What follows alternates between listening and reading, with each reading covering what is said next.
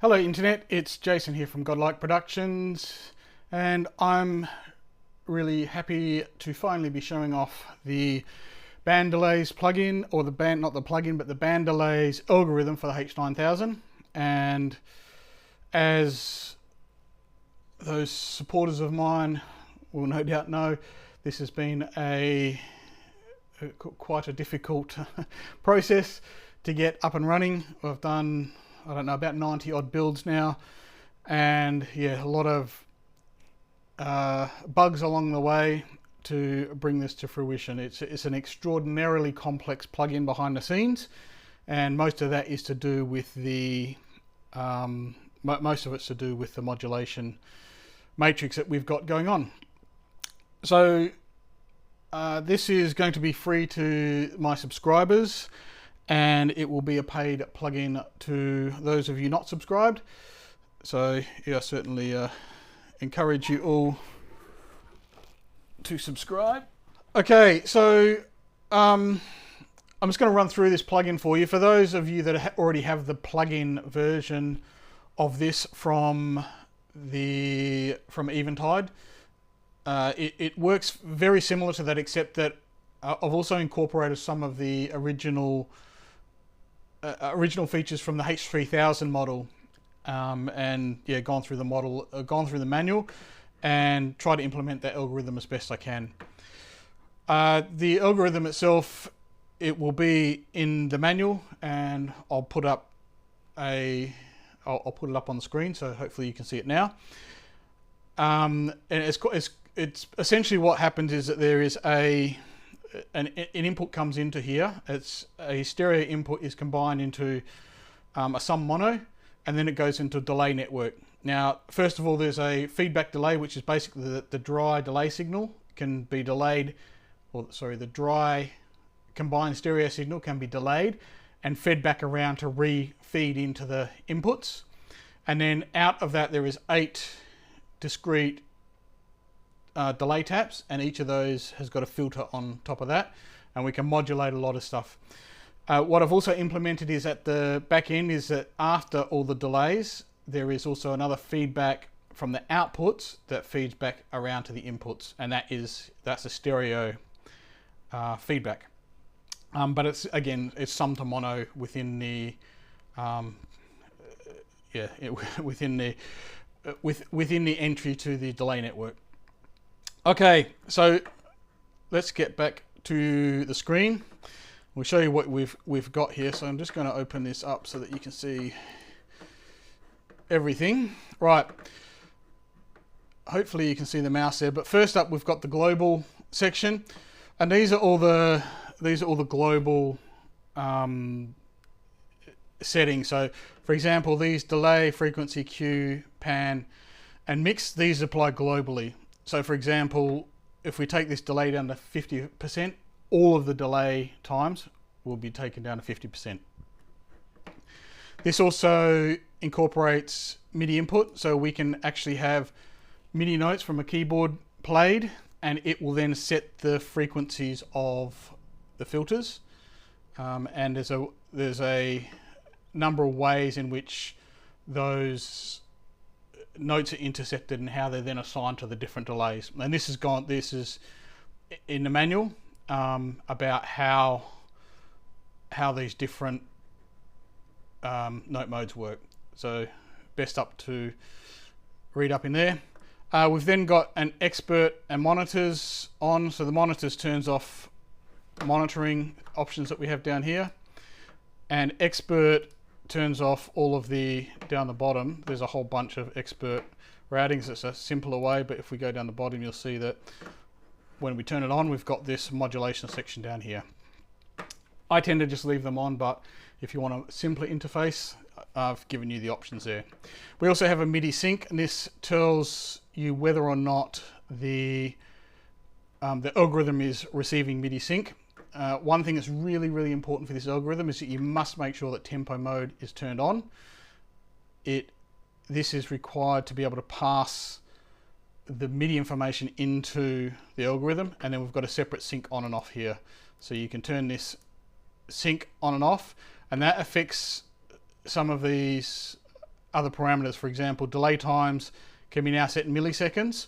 If we turn it on, it's set by these sliders, which is in 16th notes, and there's a few other things that it does throughout the algorithm, but that basically passes MIDI sync on and lets you have MIDI synced delays.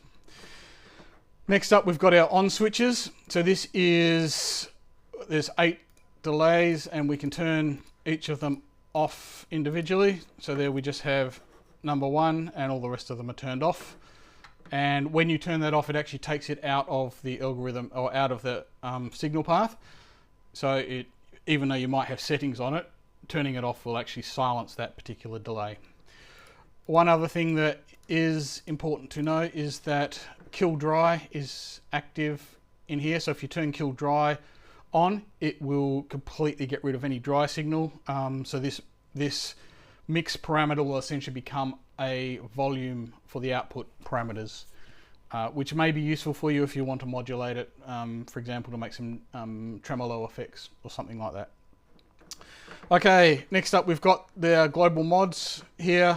So this is the feedback delay in 16th notes, so we can go up to 32, which gives us 2 bars worth, or down to, I think we'll go down to 1.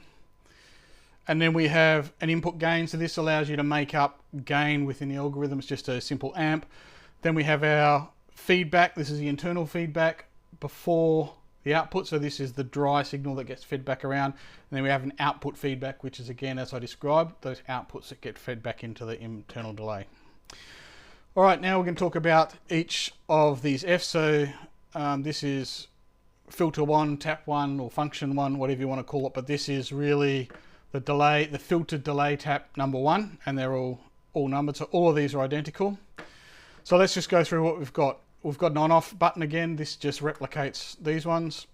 We can invert the phase, and then we come into the filter. So we have the filter frequency, and you'll see below it, this here moves as well. So that when we set this delay, if we set a modulation, we can monitor what the modulation is doing down below on manual. And also if we set these into a note mode, you'll see that it will display the note and the frequency that's received. And so as you play MIDI notes, these will update. Okay, so that's frequency. We've got a pan, and again, underneath it is a pan monitor. So that again can be modulated. It's so each of these taps can be set in stereo space quite easily. Then we have the Q resonance, or the bandwidth of the filter, and this goes up to 1,000. Now this is oops, you can see it does self-oscillate if you get it high enough. Within Eventide have put a taper on this, and the taper is identical to how it was in the H9000. So it's not decibels or that it's strictly speaking, it's 1 over the frequency is what the bandwidth is, but it's tapered. So as you get to you need to get to quite high values to make these quite resonant. Next up, the filter types. So we have low pass, band pass, high pass, notch filter, and an all pass filter. So the all pass is useful if you want to make phases, and you can again do the same with notches. So I'm not sure if the original had notches in it, but it's certainly available on the H9000 filter module that built this off. So I thought, why not? Let's do it. Next up, we have the delay time for this band, and as you see, as you increase the slider here in 16th notes, you'll see that the delay time will also be adjusted. And then finally we have the level, and that's the level of that tap. So each of these taps can have different levels, and that's how you create some of your rhythms. We have this F1 pin. Let's see if we push this up too high.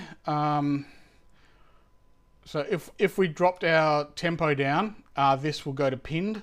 What that means is that this parameter has run out of, when it calculates it, it goes out of the amount of time that the delay can allow. So it allows up to 4 seconds per delay. But yeah, if you go over that, then you'll get it pinned. So if you have something that should sound like it's in time because you've set up the you set up the delays to be synced to MIDI, but if you're maybe operating at a lower tempo, it is possible that you run out of delay memory. So it will pin at whatever the maximum value of that delay is. All right, so we have 8 of those. They're all identical. And next we come down to our modulation section. So we have these global soft keys, which are essentially just a knob that you can assign. You can assign these to be controlled from your DAW, for example. And so they're just called soft knob 1, 2, 3, and 4. They have a range of 0 to 100 on each of them, and the polarity you can set it to -100 to 100 or 0 to 100. It's up to you. It does have an impact because some of the modulation sources sort of expect the full range of -100 to 100, and some of them only expect positive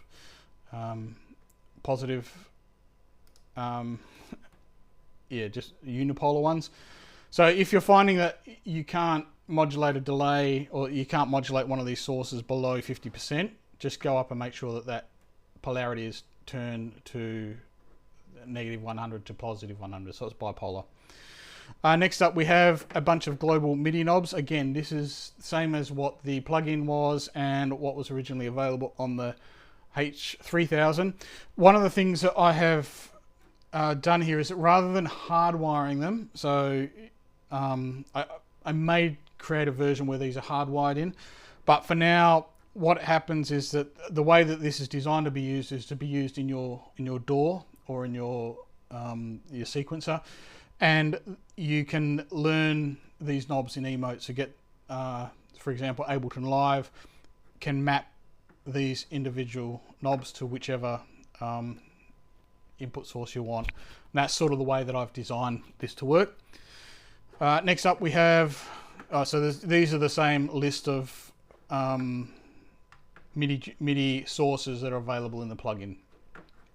Next up we have a function generator. We have a whole bunch of different waveforms. So this is really a fancy LFO, I guess. Now some of these, I think from linear ramp, or maybe it's whole sine downwards, a bunch of these are actually triggered. So when they're triggered, they'll run once and then you'll have to re-trigger them. So in that case, they act more like envelopes. But the rest of them, it's documented in the manual which one they are, and it's the same as what it was in the H9000. So that's what it is. You set your rate in beats, or if we turn the function generator sync off, you can set it in hertz. Okay, so again, sync is pretty self-explanatory. This is a function generator amp, so you can actually, it's just a multiplier of this amp generator. So if you can take it down to 50% or a lower amount if you just want a little bit of modulation. But just understand that this is global to all the sources that use this function generator, because you can have it assigned to many things. And then we have the trigger, and this trigger can also be automatically triggered by something else. So for example, you could map like a sustain pedal to it, and if that's the case, you'll see that this will trigger to on whenever that is triggered. Okay, and that's really for those triggered shapes that we have here. Okay, next up we have this is the modulation section. So for each of these, this is the amount. So let's just turn this on the function generator for now, and we'll see how this works. Why are you not working?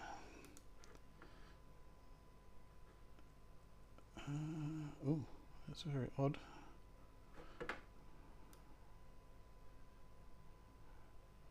So let's just put this on 1 beat.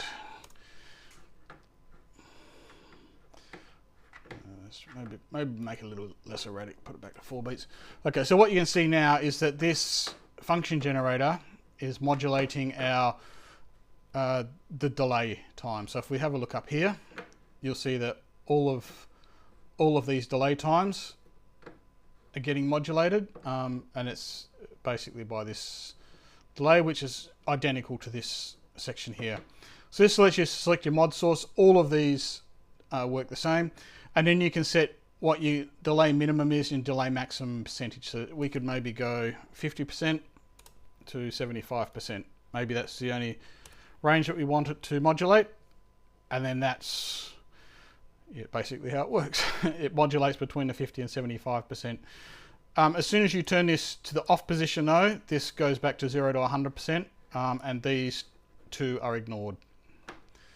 So that's pretty well how all those work. And again, we've got the same, so that this is the filter frequency, this is the filter bandwidth. We have a pan, and what I've done is I've added some functionality in here, so you can have this pan act as width, which means that if you've got something panned or 100% and negative 100%, you can then, if you have this modulated at 50%, it'll be plus 50% and minus 50%. You can have an offset. So say for example, this will just move the whole pan image left and right. So say if you have something at 25% and minus 25%, and you modulate it to 25%, it'll be then 0 to 50%. Or you could have both. So that just lets both of them operate at once. So it'll have a width control and the offset control at the same time. Okay, so yeah, they can be useful for many things. Global delay, this is the feedback amount. Sorry, this is feedback time. So again, that can be modulated in real time. You have the feedback amount, and negative values will invert the phase on the feedback. And yep, again, you can modulate the amount of feedback. We have the mix, so the mix amount can be modulated. And you can even modulate the amplitude and the rate of the function generator, and you can get the function generator to modulate itself if you want. So we can, yep.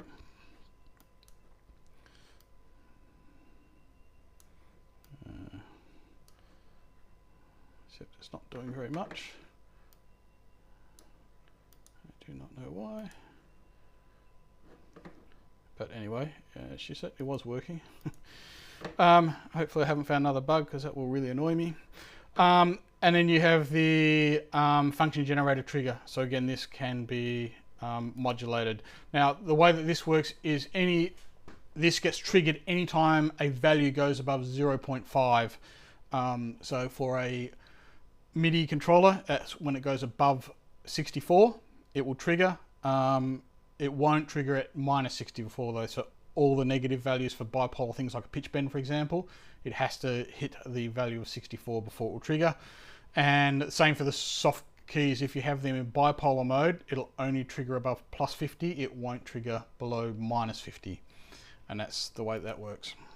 Okay, and then there's a little bit of just about info there about where we've got to. There will be, manual is quite extensive in this one. It's a lot of pages. I've got a couple of little tweaks that I need to do just to upgrade it with the latest bug fixes. But let's have a listen to it. I'm going to turn us over to Ableton Live. I'm going to play, I've got just a rim shot so you can hear some of the simpler ones like clockwise and anti-clockwise, and then I've got a few drum tracks and a bass sound and stuff that we'll just put through a few of these algorithms, and you can sort of hear some of the presets that I've built so far. I haven't gone through the plugin and replicated all the hundreds of presets in there, but it should be pretty much a parameter per parameter copy. So if you wanted to copy them, it should be quite easy. Unfortunately, I don't have an import program for them, but you certainly take them off the plugin and build your own within here. All right, let's have a listen to the plugin in action.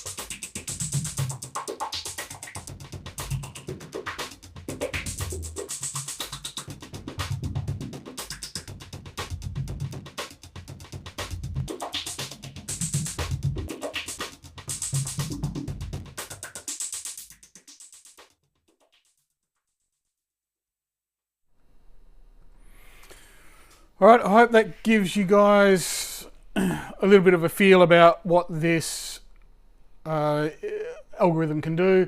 For those of you that have used band delays before, this is certainly going to be no surprise to you guys. I hope that some of the presets I've put together are useful to you. But as I said, this is a massively creative tool, so there's so much scope for what you want to do. Flanges, phases, multi-tap delays, filter banks. Yeah, there's so many tools that this can be used for. I am planning on putting out a plus version of this, which will have additional function generators and probably some other little surprises in there that I think will be useful and appreciated by people. I don't know when that will be available yet. I've got some client work I'd like to get done, and I'd like to get a few other algorithms out for my supporters. Again, let me thank you from the bottom of my heart for your patience in getting this one to you.